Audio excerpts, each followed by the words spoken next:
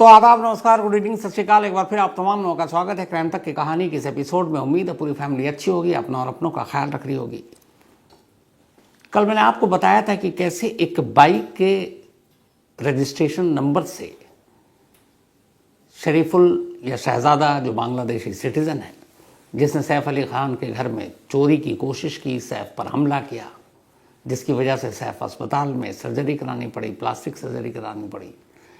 तो एक बाइक के रजिस्ट्रेशन नंबर से पुलिस को पहला क्लू मिला, लेकिन सिर्फ इस बाइक के रजिस्ट्रेशन नंबर के जरिए पुलिस उस तक पहुंचती, ये पूरी तरह से मुमकिन भी नहीं था। इसके बाद कुछ और बड़ी दिलचस्प चीज़ हुई, और उसी दिलचस्प चीज़ और उस जांच की वजह से आखिरकार मुंबई पुलिस की क्राइम ब्रांच की यूनिट 9 की टीम, जिसमें 100 लोग एक साथ काम कर रहे थे, वो इस चोर तक पहुंचते हैं। जिस तरीके की इन्होंने इस केस में इन्वेस्टिगेशन की, मैं बार बार कहता हूं कि अगर पुलिस सचमुच ईमानदारी से अपनी पूरी ताकत झोंक दे तो शायद ही हमारे देश में कोई केस अनसुलझा हो। तो ये दिलचस्प इन्वेस्टिगेशन कैसे एक पराठा और एक पानी का बॉटल, कैसे सिर्फ 30 रुपये का एक पेमेंट जो डिजिटल मोड में किया गया गूगल पे के थ्रू, उसके ज़रिए ये चोर मिलता है। और कैसे जब चोर पहली बार पुलिस का चोर से आमना सामना होता है तो वो ज़मीन पर सो रहा है, टॉर्च की एक रोशनी उसके चेहरे पर पड़ती है, नींद से उठता है। सब सिविल ड्रेस में थे, लेकिन उसे समझ में आ चुका था कि ये पुलिस वाले हैं। और वो कैसे नींद में उठकर ही भागता है, फिर कैसे पुलिस और चोर के बीच में लुका छुपी का खेल होता है, वो दौड़ता है और आखिरकार पुलिस उस पर काबू पाती है। लेकिन ये पूरी कहानी आपको सुनाऊं उससे पहले आज एक बड़ा अपडेट, उसके बारे में आपको पूरी जानकारी दे दूं। कोलकाता आरजीकर अस्पताल रेप एंड मर्डर केस में जो junior doctor, resident junior doctor में फैसला आया। लगभग 162 दिन, 162 डेज इस इंसिडेंट को जब हुआ, उसके बाद ये फैसला आया। और अगर कोर्ट की बात करूं, चार्जशीट दाखिल होने के बाद जब डे टू डे ट्रायल शुरू हुआ, नवंबर लास्ट 12 नवंबर को शायद ये शुरू हुआ था, तो लगभग सवा दो महीने में कोर्ट ने अपना फैसला सुना दिया। ये फास्ट ट्रैक कोर्ट था, तो फास्ट ट्रैक कोर्ट ने कम से कम एक अच्छा काम किया कि उसने ज़्यादा से ज़्यादा 60-65 दिन लिए या 70 दिन, और ये जजमेंट आ गया। लेकिन जो लोगों की उम्मीद थी कि जिस तरीके से ये वारदात हुई, उसके बाद संजय रॉय यानी कि अक्यूज को कम से कम डेथ पेनल्टी या फांसी मिलेगी, उन्हें मायूसी हाथ लगी, क्योंकि कोर्ट ने संजय रॉय को उम्र कैद की सज़ा दी है। और उम्र कैद के साथ सज़ा में यह लिखा है कि जब तक ये जिंदा है तब तक इसकी उम्र कैद रहेगी, यानी अब वो जीते जी बाहर नहीं आएगा। अब सवाल ये है कि सीबीआई ने, इसके अलावा जूनियर डॉक्टर के पेरेंट्स ने, बाकी लोगों की भी जो जज्बात भावनाएं थी उन सभी ने, यहाँ तक कि पश्चिम बंगाल की चीफ मिनिस्टर ममता बनर्जी ने भी संजय रॉय के लिए सजाए मौत मांगी। लेकिन कोर्ट ने इन सारी चीज़ों को दरकिनार कर संजय रॉय को सजाए मौत की बजाय उम्र कैद दी। ऐसा क्यों? तो कोर्ट ने अपने फैसले में लिखा इस बात को कि क्यों वो संजय राय को फांसी की सज़ा नहीं सुना रहा है। सियालदा की ये session court, fast track court ने अपने फैसले में लिखा कि ये case rarest of rare case की कैटेगरी में नहीं आता है। डेथ पेनल्टी देने के लिए हमारे यहाँ सुप्रीम कोर्ट ने एक नज़ीर सेट कर रखा है, और वो ये कि डेथ पेनल्टी उसी सूरत में दें जब एक तो वो रेयरेस्ट ऑफ रेयर केस हो, दूसरा जब आपको लगे कि जिसको आप सज़ा दे रहे हैं उसके सुधरने की फ्यूचर में कोई गुंजाइश नहीं बची हो। अगर आगे चलकर कोई गुंजाइश बचती है तो भी आप उसे डेथ पेनल्टी ना दें। तीसरा, सुप्रीम कोर्ट ने यह भी कहा कई बार केस के ट्रायल के दौरान, इन्वेस्टिगेशन के दौरान बहुत सारे फैक्ट्स सामने नहीं आ पाते, अधूरे रह जाते हैं, और आगे चलकर सच्चाई सामने आती है। ऐसी सूरत में अगर किसी को आपने सजाए मौत दे दी, फांसी पे वो चढ़ गया, टंग गया, और उसके बाद नए फैक्ट सामने आए और पता चले कि नहीं वो तो बेकसूर था, तो फिर आप क्या करोगे? इसीलिए कोर्ट इस ऐसे सिचुएशन में बड़ी एहतियात बरतने को कहती है। तो कोर्ट का ये कहना था, जिस कोर्ट ने ये फैसला सुनाया आज 2:45 के करीब वक्त था, कि ये case rarest of rare category में नहीं है। और उसकी वजह ये है कि वो जब हॉस्पिटल गया, उसने जूनियर डॉक्टर को देखा तो उसका इंटेंशन रेप करने का था, और वो नशे में था। उसने रेप करने की कोशिश की, और इसी रेप के दौरान उसने उसका मुंह दबाया, उसके गले पर हाथ जोर से रखा, और इस कोशिश के दौरान जूनियर डॉक्टर की मौत हो गई। तो यहाँ मोटिव ये था कि उसे रेप करना है, और फिर अचानक मौत भी हो गई। इसके अलावा ऐसी कोई चीज़ नहीं है जो इस केस को किसी और कैटेगरी में डाल सके। तो इसीलिए कोर्ट ने यह माना सीबीआई की तमाम दलील के बावजूद कि रेयरेस्ट ऑफ रेयर केस नहीं है, इसी के तहत सिर्फ उम्र कैद की सज़ा दी जा सकती है। अगर ये रेयरेस्ट ऑफ रेयर केस की कैटेगरी में आ जाता तो सज़ाए मौत पक्की थी। लेकिन ये आखिरी फैसला नहीं है। अब ये फैसला यहाँ से वो चाहे तो संजय राय, चाहे क्या वो जाएगा हाई कोर्ट। हाई कोर्ट में इस केस को चैलेंज करेगा। अब हाई कोर्ट में दो सूरत हो सकती है, हाई कोर्ट निचली कोर्ट के फैसले को बरकरार रखे, या हो सकता है वहाँ पे सीबीआई की जो दलील हो उसके बाद वो निचली कोर्ट के फैसले को पलट दे और सजाए मौत दे दे। तो जिस केस को लोअर कोर्ट ने रेयरेस्ट ऑफ रेयर नहीं माना, बहुत मुमकिन हाई कोर्ट मान ले और कहे हाँ जी कुछ दलीलों के साथ कि ये रेयरेस्ट ऑफ रेयर केस है, सजाए मौत दे दे। फिर हाई कोर्ट के बाद भी जो फैसला भी आता है उसके बाद सुप्रीम कोर्ट है। अब सुप्रीम कोर्ट में भी मान लीजिए अगर हाई कोर्ट ने भी निचली अदालत के फैसले को बरकरार रखा तो क्या पता सुप्रीम कोर्ट पलट जाए और सुप्रीम कोर्ट कहे नहीं इसमें सजाए मौत मिलनी चाहिए, या हाई कोर्ट अगर सजाए मौत दे दे और सुप्रीम कोर्ट कहे नहीं आप सही नहीं हो, निचली अदालत सही थी, तो वापस उम्र कैद की सज़ा दे दे। तो कानून की लड़ाई अभी लंबी है और इसमें वक्त लगेगा। लेकिन यह है कि लोअर कोर्ट ने कम से कम अपना फैसला सुना दिया। तो बहुत सारे इफ़ बट शक साजिश की जो बातें हो रही थी, कोर्ट ने अपना फैसला सुनाते हुए ये माना है, जजमेंट में लिखा है, लगभग 1200 कुछ पन्नों का जजमेंट है, कि जो भी इन्वेस्टिगेशन की रिपोर्ट आई, जो सबूत गवाह पेश हुए, उसके हिसाब से संजय राय अकेला और इकलौता उस जूनियर डॉक्टर का कातिल और रेपिस्ट है, और इसीलिए उसे सज़ा सुनाई गई। तो ये तो रही आरजीकर अस्पताल की अपडेट। अब आते हैं आज की कहानी के ऊपर। कल मैंने आपको बताया था कि कैसे जब सैफ अली खान के घर के बाहर स्टेडियम पर सीसीटीवी कैमरे में कैद हुआ ये चोर, इसके बाद उसकी तस्वीर मुंबई पुलिस ने देखी। फिर इसके बाद 8:36 पर वो बांद्रा रेलवे स्टेशन पर मिलता है। वहाँ से वो एक दादर की ट्रेन पकड़ता और फिर निकल जाता है। दादर के बाद वो गायब हो जाता है। अब पुलिस बांद्रा और दादर के बीच के तमाम पुराने फुटेज को खंगालना शुरू करती है। इत्तेफाक से 1 जनवरी की एक और तस्वीर मिलती है Bandra police station, Bandra railway station के बाहर, जिसमें यही चोर नज़र आता है। फिर इसके बाद 9 जनवरी की एक दूसरी तस्वीर नज़र आती है जिसमें मैंने आपको बाइक दिखाई। वहाँ उस दिन अंधेरी के बाहर ये दिखाई दिया और अंधेरी के बाहर एक बाइक पर था। फेस रिकग्निशन टेक्निक से पुलिस ने उसको फेस का मिलान किया, 100% मैच किया, और उसके बाद उस बाइक का नंबर मिला और उस बाइक के नंबर के ज़रिए बाइक का मालिक मिला। बाइक के मालिक के थ्रू उस चोर का सुराग मिला। ये तो हो गई कहानी का एक पार्ट। लेकिन बाइक का नंबर मिला और बाइक के बाद इस चोर तक पुलिस यूं ही नहीं पहुंच गई।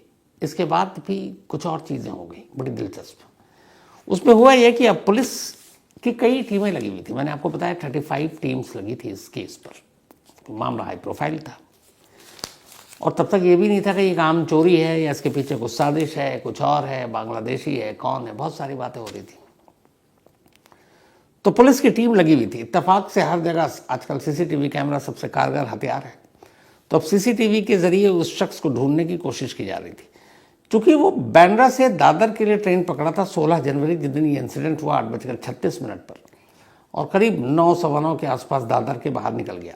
तो पुलिस की एक बड़ी टीम दादर स्टेशन और उसके बाहर के सारे सीसीटीवी कैमरे खंगाल रही है। इत्तेफाक से दादर रेलवे स्टेशन के बाहर के एक शॉप में एक सीसीटीवी कैमरे में यही चोर कैद हुआ था। और ये चोर एक मोबाइल कवर और जो शॉप होता है उसमें पहुंचा था। वहाँ इसने अपने फ़ोन के लिए कवर ख़रीदा। पुलिस को लगा चलो कामयाबी मिलेगी, यहाँ से कुछ सुराग मिलेगा। लेकिन मायूसी हाथ लगी। वजह यह थी कि जब उस शॉप में पुलिस पहुंची और ओनर से बात किया, सीसीटीवी कैमरा दिखाया, वक्त दिखाया और बोला यह शख्स तुम्हारे यहाँ जब खरीदने के लिए आया था तो ज़रा चेक करो क्या इसने पेटीएम या कुछ किया, पैसे कवर जो ख़रीदे। पहले तो ये कि ख़रीदा कि नहीं, उसने बताया ख़रीदा। तो पुलिस को अब लगा कि चलो अगर इसने डिजिटल पेमेंट कर दिया तो उसके थ्रू मोबाइल का नंबर आ जाएगा, क्योंकि आप जब डिजिटल पेमेंट करते हैं पेटीएम या गूगल पे के थ्रू तो आपका नंबर भी आता है। लेकिन पुलिस को मायूसी इसलिए हाथ लगी कि उस वक्त अब उस दुकानदार को भी इतना याद नहीं, इतने सारे लोग ख़रीदने आते हैं। बट जो सीसीटीवी कैमरे में वक्त दिखा रहा था उसके शॉप का, उस वक्त और उससे पहले के आधा 1 घंटे के अंदर के सारे डिजिटल पेमेंट के जो रिकॉर्ड थे उस दुकानदार के पास, उसने उसको खंगाल दिया, लेकिन उनमें से कोई भी वो नंबर नहीं था। अब ये भी कैसे पता करें कि भैया बहुत सारे लोगों ने खरीदा, अब उनके भी नंबर आ गए। पुलिस की एक टीम ने उनमें से हर नंबर को फ़ोन किया, और जब उन नंबरों पे फ़ोन किया तो उन सारों की डिटेल ली। जब डिटेल ली तो वो सारे जेन्युइन निकले। तो पुलिस के हाथ खाली हो गए। पकड़ में आया, लेकिन पकड़ में नहीं आया, क्योंकि उसने कैश पेमेंट कर दिया था। अगर वो कैश पेमेंट ना करता तो पकड़ा जाता। खैर, इधर पुलिस की कोशिश जारी रही। इसी दौरान एक दूसरी टीम को वर्ली में यही चोर नजर आता है, और किसी कैमरे से निकल कर दूसरे कैमरे में जा रहा है। अचानक एक कैमरे में, बहुत सारे कैमरे में आया, लेकिन उनको खास जानकारी इसकी नहीं मिल रही, लेकिन यही चोर है वर्ली में। तभी वर्ली में एक जगह पर एक कैमरे में ये दिखता है कि ये चोर चलते चलते अचानक एक जो ठिया कहते हैं, छोटे मोटे सड़क किनारे जो दुकान लगाते हैं, तो एक पराठे वाले की दुकान थी, वहाँ ये रुका। और रुकने के बाद इसने कुछ बात भी की और फिर कुछ सामान लिया और थोड़ी देर के बाद निकल गया। अब इसके आगे वो फिर गायब है। लेकिन जब ये वर्ली में एक सेंचुरी मिल है, उसके करीब की ये तस्वीर थी। अब पुलिस ने देखा कि इस पराठे वाली शॉप के पास रुका, थोड़ी देर रुका, फिर गया। अब इस उम्मीद में कि शायद कुछ खरीदा हो, पुलिस उस शॉप ओनर के पास पहुंचती है। शॉप ओनर का नाम था नवीन एक्का। नवीन एक्का के पास गए, लेकिन उस वक्त शॉप पे कोई नहीं। किसी तरह आसपास से पूछा गया तो पता चला कि वो फलाने जगह पर रहता है। पुलिस ने उसका एड्रेस लिया, उसके घर पहुंचे, घर पे ताला लगा हुआ। अब उस पूरे इलाके में पुलिस की टीम फैल गई कि क्या पता ये उसका दोस्त है। जिस तरीके से बातें कर रहा था कैमरे में कैद, वो तो ऐसा लग रहा था कि एक दुकानदार और ग्राहक का रिश्ता नहीं है, बल्कि दोनों शायद एक दूसरे को जानते हो। तो अब पुलिस लगातार ढूंढ रही है, कहीं मिला नहीं। फिर पता चला जिस घर में नवीन एक्का रहता था वो किराए पर रहता था। अब पता किया गया कि इसका लैंडलॉर्ड कौन है। तो उस मकान मालिक का पता निकाला गया। मकान मालिक के पास पुलिस पहुंची, उसने चोर की तस्वीर दिखाई। उसने कहा नहीं, यहाँ नहीं रहता। पुलिस ने कई घरों में दबिश दी कि शायद इसी में से कहीं, वहाँ सारे किराए पर जो मजदूर क्लास हैं वो सब रह रहे थे, लेकिन उनमें से कोई भी नहीं मिला। लोगों को तस्वीरें दिखा दिखा कर पूछा, पता कोई नहीं।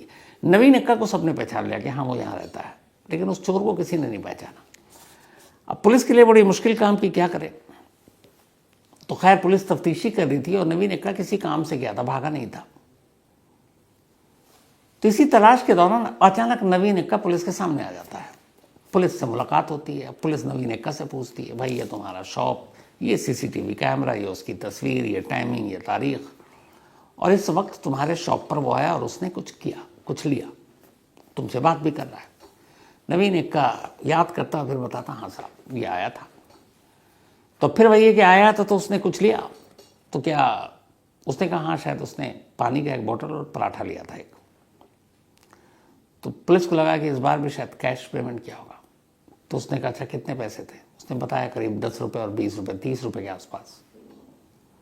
तो उसने कहा पैसे कैसे दिए थे। तो उसने कहा साहब उसने शायद गूगल पे किया था। जैसे ही ये सुना पुलिस के कान खड़े हो गए। उसने कहा उस टाइम के सारे वो निकालो जो तुम्हारे पास डिजिटल ट्रांजैक्शन से पैसे आए हैं तुम्हारे मोबाइल पर।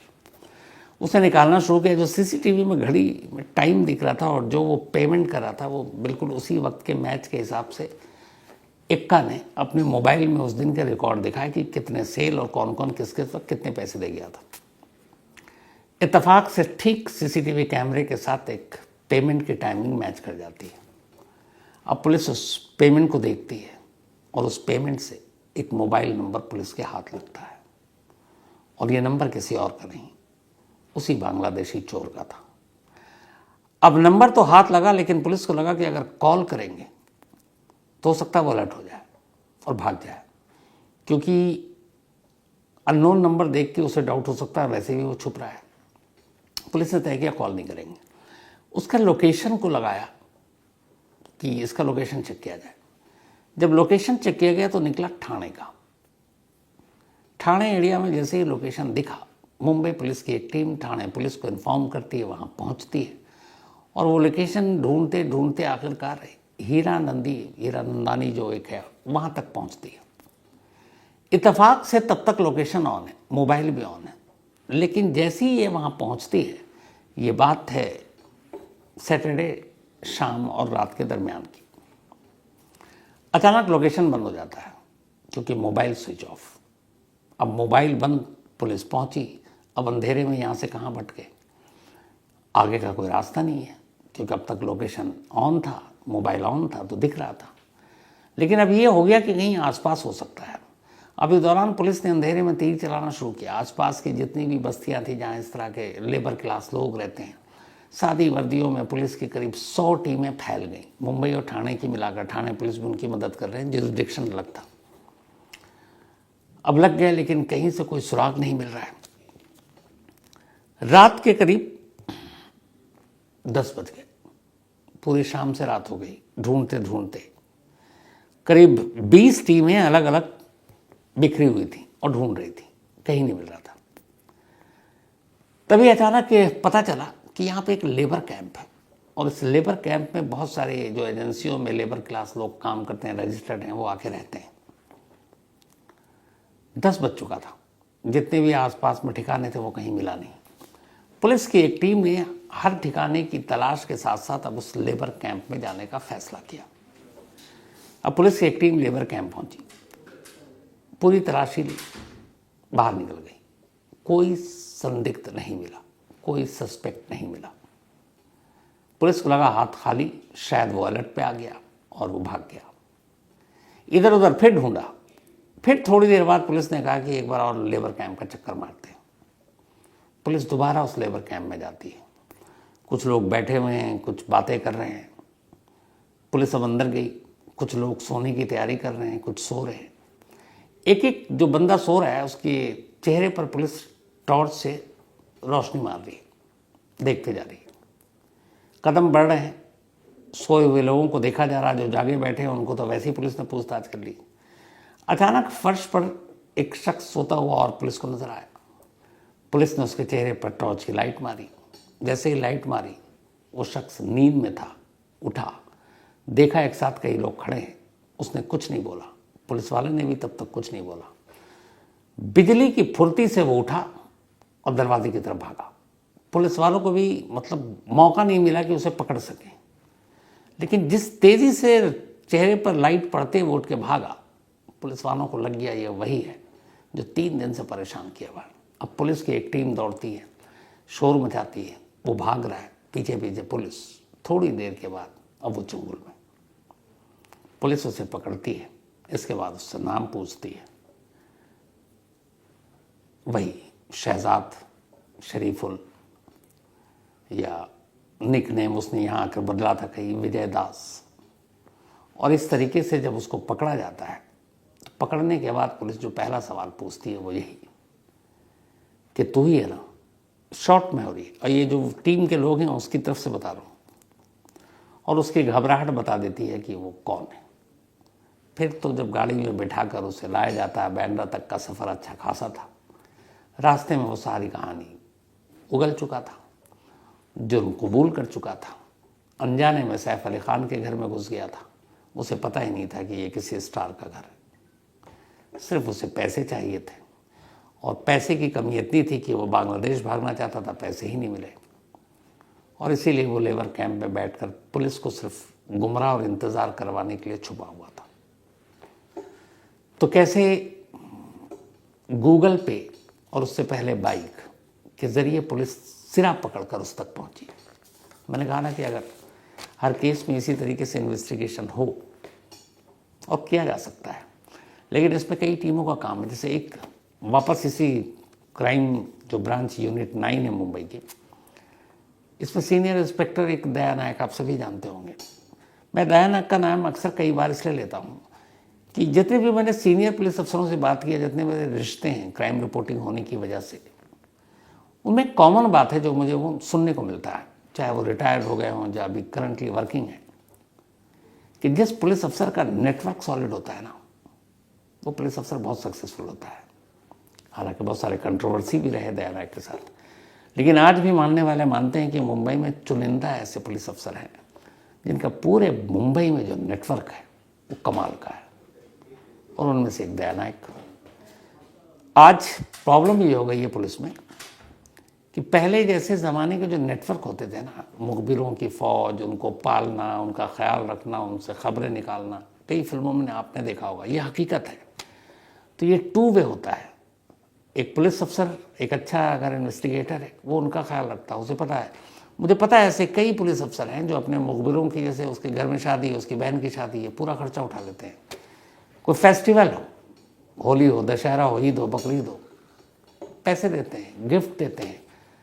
मान लीजिए कोई जेल में ही बंद हो, जेल में तकलीफ हो रही हो, कोई दूसरा गैंग मार रहा हो या जेलर तंग कर रहा हो, वो जेल के अंदर भी उसकी मदद करते हैं।